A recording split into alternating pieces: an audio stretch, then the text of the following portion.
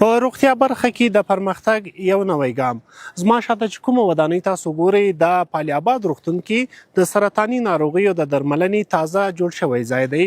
پر دغه ځای نږدې 400 میلیونه افغانۍ د هیواد د داخلي بودیجې څخه مصرف شوي دي. اوس مهال د دغه ځای چارې 96% بشپړې شوي دي. د معلوماتو له مخې د دغه ځای د ټولو چارو په تکمیلېدو سره به په هیواد کې د لومړي ځل لپاره د سرطاني ناروغیو عملیاتونه د شواو په مرسته ترسره شي.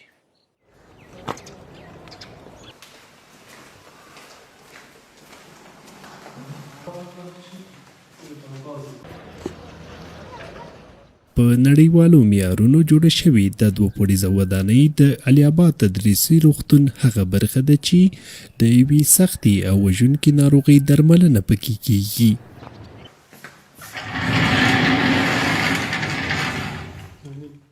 دا د سرطان ناروغۍ درملنې مرکز دی چې بیلابیلې برخې پکې جوړې شوي دي. د سرطاني داخلي په برخه کې کارونه کېدل یو څو مراکز شته، خو د شایي درملنې په برخه کې به لومړنی مرکز وي چې فعاله کېږي. د طبقه د لینک ماشینري راځي او له دې مخکې چې کوم مریضان خارجي هیوادونو ته د شایي درملنې په خاطر تلل، انشاءالله د هغوی ضرورت په داخل د افغانستان کې رفع کېږي. د علي اباد 314 بستریز روغتون کې له دې وړاندې لا د سرطاني ناروغیو د تشخیص یوه برخه فعاله وه. دلته له بېلابېلو ولایتونو خلک د یادې ناروغۍ معاینې او درملنې لپاره راغلي. دوی د نوي ځای جوړېدو ته خوښ دي. دا عمر خوړلی کس راته وایي دلته به یې له درملنې سره د ډیرو لګښتونو مخه ونیول شي. چې برای یو مریض موږ په 50,000 روپۍ اړوو، نو دونه وس او طاقت برای موږ نه لرو چې خپل په وطن کې نو موږ خو د دې ته ډېر خوشبین یو. خارج څخه راګیر شو نو دا خو ډېره ګټه ده چې خپل په ملت کې داسې تداوی موږ سره وشي.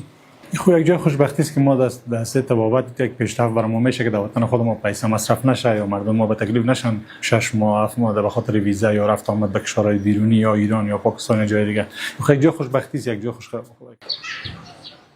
په دغه روغتون کې 18 برخې فعاله دي چې د لیسانس او تخصصي زده کړو ترڅنګ هره ورځ د زرګونه کسانو درملنه هم پکې کیږي. د ناروغانو کورنۍ دلته له شته امکاناتو او ډاکټرانو د فعالیتونو هرکلی کوي. او ښه خدمات کیږي، مریضان ښه ګوري، ډاکټران وخت په وخت راځي، نور پرسونلونه دي هغه هم وخت په وخت خپل اجرایات کوي. بس همدغه هغه ده.